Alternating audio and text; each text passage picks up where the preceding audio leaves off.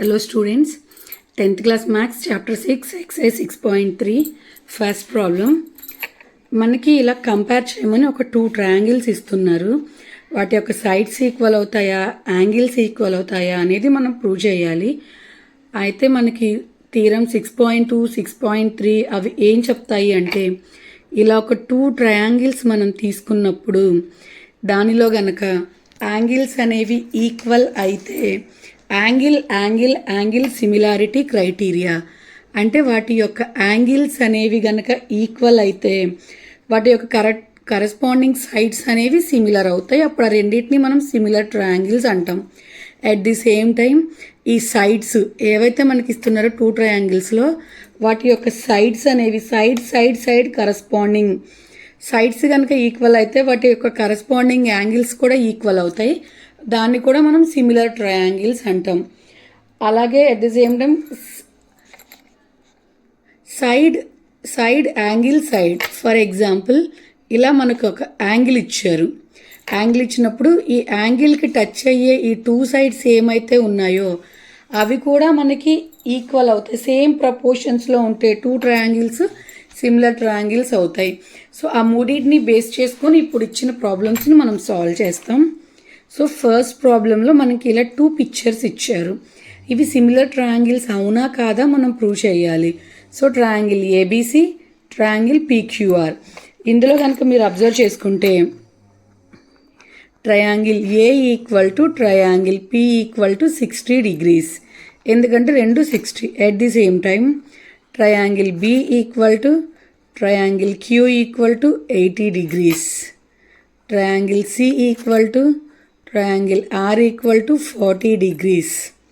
So ఇవి ఈక్వల్గా ఉన్నాయి కాబట్టి యాంగిల్స్ అనేవి ఇక్కడ యాంగిల్ ఇక్కడ ఇవి ఈక్వల్ అయ్యాయి కాబట్టి మనకి ఈ 2 ట్రయాంగిల్స్ కూడా ఈక్వల్ అవుతాయి. ఎలా ఈక్వల్ అవుతాయి అంటే బై ఏఏఏ అంటే యాంగిల్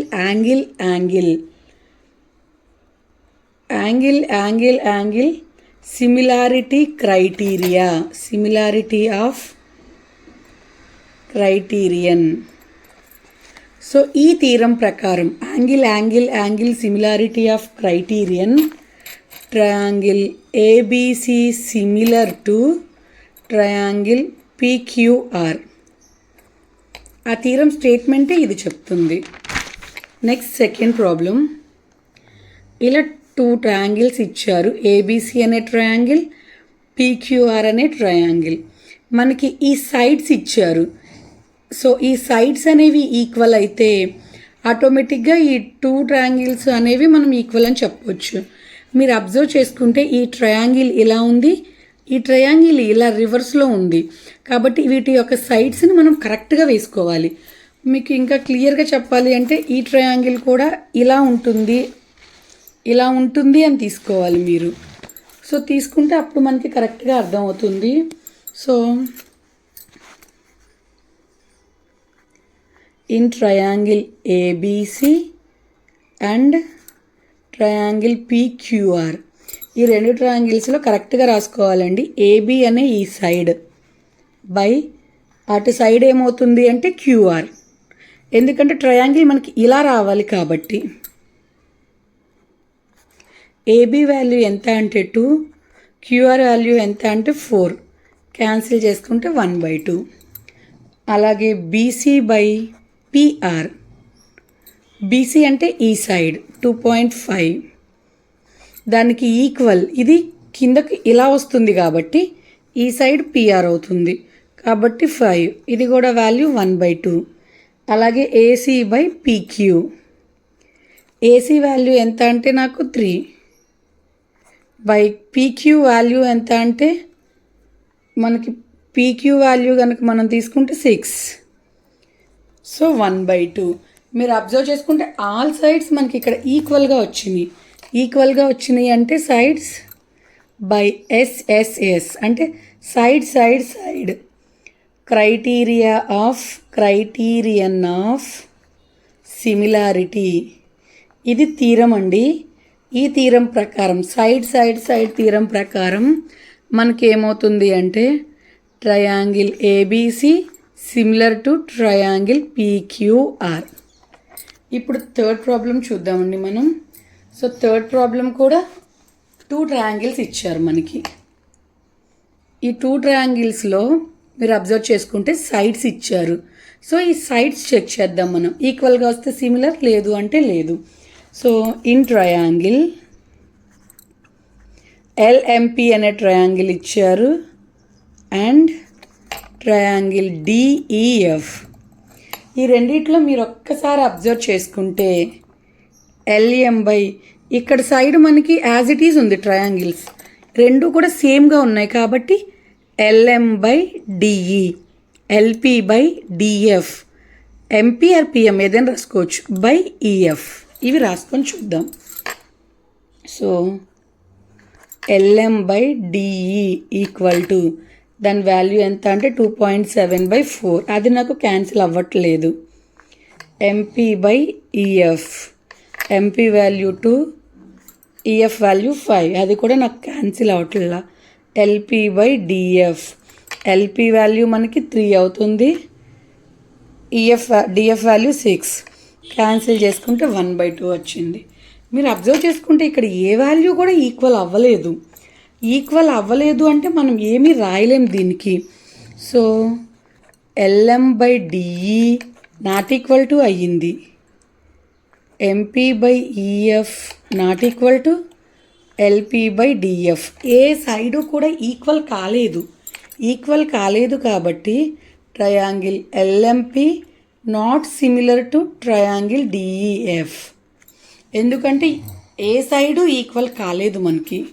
అలాగే ఫోర్త్ ప్రాబ్లం, ఇలా 2 ట్రయాంగిల్స్ ఇచ్చారు. ఇదేంటి అంటే ఇలా ఒక యాంగిల్ ఇచ్చినప్పుడు వాటి యొక్క 2 కరస్పాండింగ్ సైడ్స్ కూడా మనకి ఈక్వల్ అవుతాయి. అవి ఇప్పుడు మనం చేసి చూద్దాం.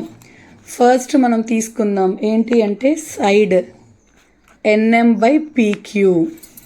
ఇక్కడ చూడండి ఎన్ఎం ఆర్ ఎంఎన్ ఎలా అయినా రాసుకోవచ్చు. ఎన్ఎం బై పీక్యూ, అలాగే ఎల్ఎన్ బై క్యూఆర్. ఇవి చేసి చూద్దాం మనం వాల్యూ ఎంత వస్తుంది అనేది. ఎన్ఎం బై పీక్యూ ఎంత అంటే 2.5/5 క్యాన్సిల్ అవుతుంది కాబట్టి 1/2. అలాగే ఎంఎల్ బై క్యూఆర్, ఎంఎల్ అంటే వాల్యూ 5 ఇచ్చారు, క్యూఆర్ అంటే 10 ఇచ్చారు, చేస్తే 1/2.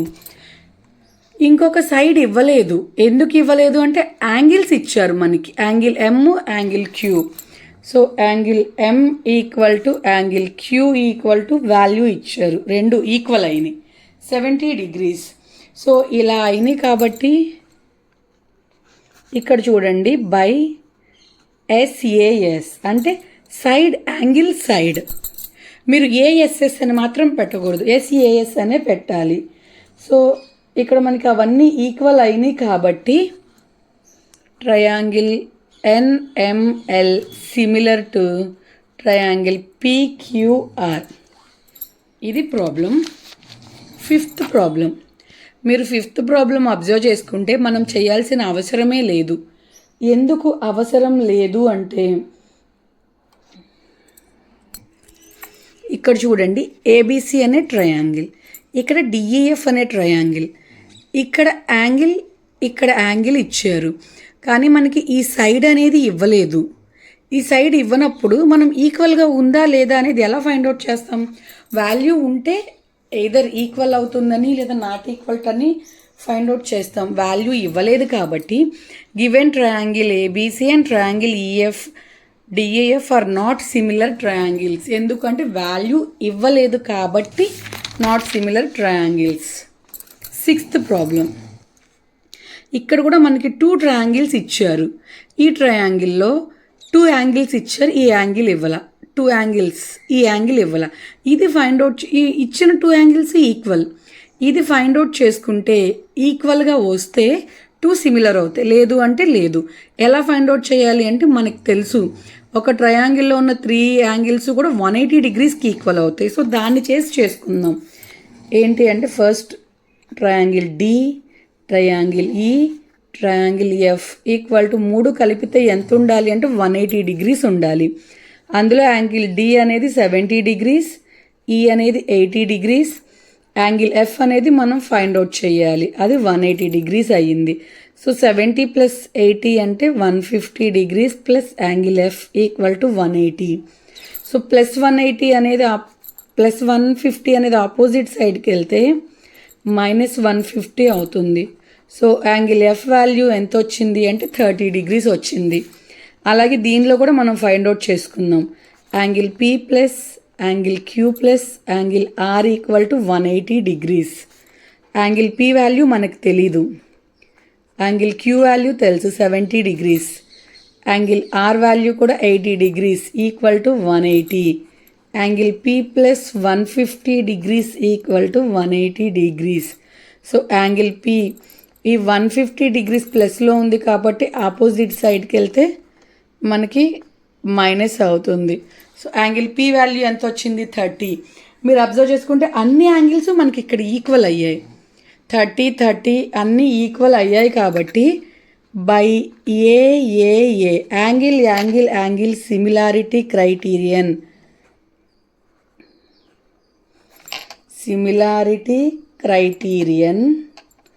Triangle DEF similar to triangle PQR. ఓకేనండి, థ్యాంక్ యూ. ఏదైనా డౌట్ ఉంటే కనుక కామెంట్ సెక్షన్లో కామెంట్ చేయండి. ప్రాబ్లమ్స్ అర్థమైతే ఛానల్ని సబ్స్క్రైబ్ చేసుకోండి.